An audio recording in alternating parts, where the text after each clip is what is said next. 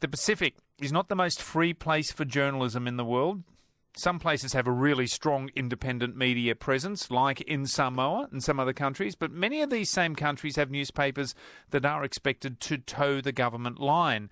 Now, we're lucky here in Australia because although we, Radio Australia, and our parent company, ABC, are government-owned, we are by law independent. We can be critical of the government. Governments don't like it, but we have to be critical. Now, David Robie is a journalism professor and director of the Pacific Media Centre in Auckland University. He's written a book about media freedom across the Pacific. It's called Don't Spoil My Beautiful Face: Media, Mayhem and Human Rights in the Pacific. And David Robie joins us now. Thanks very much for joining us, David. Thanks a lot, Phil. What is the state of press freedom right now in the Pacific? Well, pretty dire, really, and the situations in West Papua and Fiji in particular certainly major areas for concern.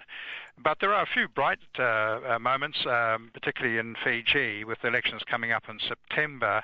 We're seeing gradually more vigorous debate and testing the boundaries within the media. For example, I'd like to mention the University of the South Pacific's newspaper, Wansawara, that publishes sporadically and is a lift out in the Fiji Sun. And they published a extremely good edition about media freedom in the Fiji in particular and the Pacific generally just in the last week or so, with a very outspoken editorial about journalists really needing to stand up and test the boundaries. We've also had another bright spot. Just before we move on, that's an interesting one there, because the onus is being put back onto the journalists there, while we've had the Fiji government, again, blaming journalists over the last few years for doing the wrong thing. It seems the journalists are getting the hit here in Fiji and continue to keep getting hit. Well, they're sort of in a situation where they're damned if they do, damned if they don't. But the view, I think this is why it's quite revealing that if you've got young journalists, the tendency would have been to have seen that the climate of the chilling climate over the last few years would show an example of the local media that it's kowtowed to the regime to some degree, and you'd think that, well, young journalists are just seeing this as the model and that's what they'd emulate. But in fact, they've basically spoken out and said, no, we've got to challenge this. And I think if I'd like to quote something from Tavita Vuembal's editorial, where he said, well, could Fiji's journalists do more? And he says that, well, fear, timidness and meekness, whether real or imagined, are assumed to be the rule by many media practitioners and observers in and out of Fiji. Yet exceptions do exist, and with courage, skill and determination, the press can and will do more to become a true fourth estate. It's a pretty challenging sort of stuff. It's a pretty strong statement, but isn't the real test here to actually publish something that is strongly critical of the government? Absolutely, but I think that's very much a situation that needs to be put to the test a lot more.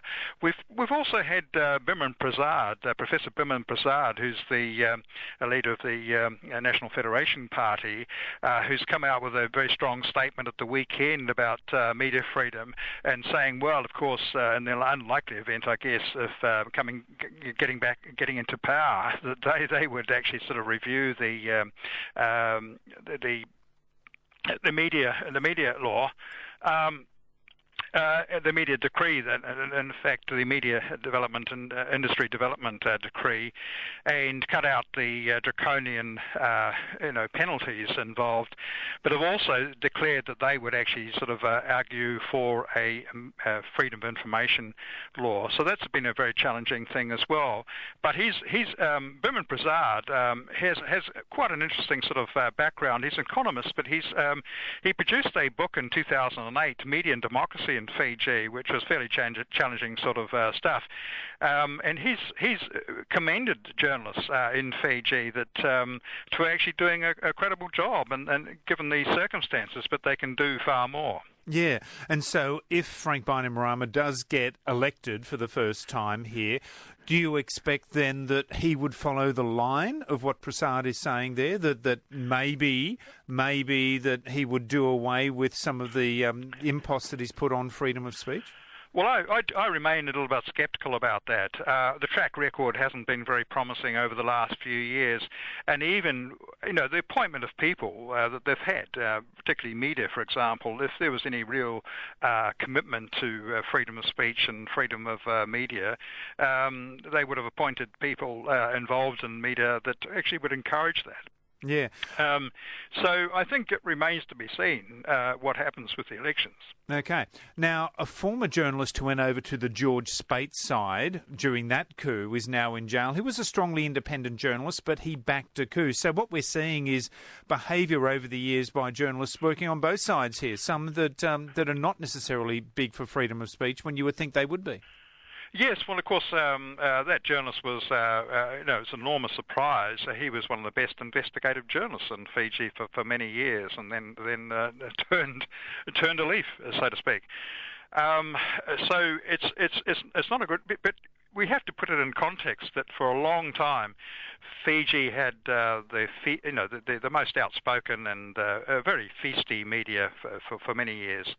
And so hopefully there will be a return to that with the elections.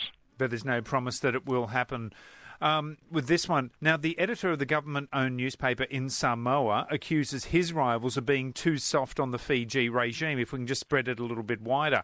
But yet the editor-in-chief of a rival independent newspaper accuses him of being a state propagandist. It seems that the speaking up for freedom of speech is itself problematic at times. Well, that's right. There's certainly no general pattern of free speech generally in the Pacific. I think things are pretty bad at the moment, and right through the region, this is effectively a default line that politicians work from, and that is if they can shut up the media, or they can bring in some controls, or they can, have a threatening rod, if you like. That's the default position that politicians in the region like to be in.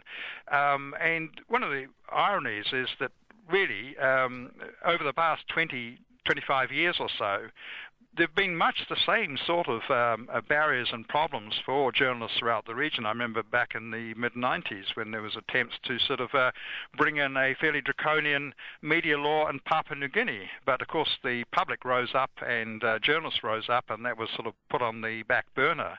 But every so often, politicians throughout the region try to find an excuse to clamp down on the media one way or another.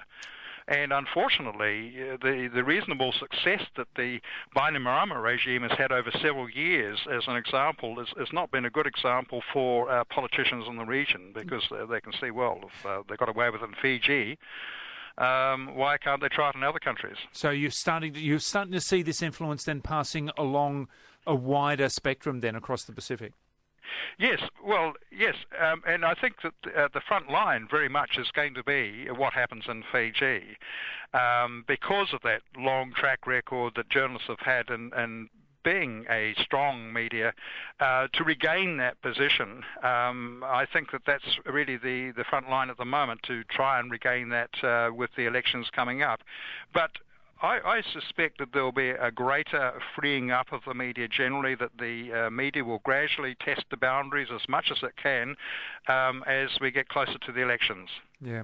All right. Well, look, we'll have to see if that's going to happen. Professor David Robie, who's Director of the Pacific Media Centre at the University of Auckland. Thank you for speaking to us. Thanks very much, Phil.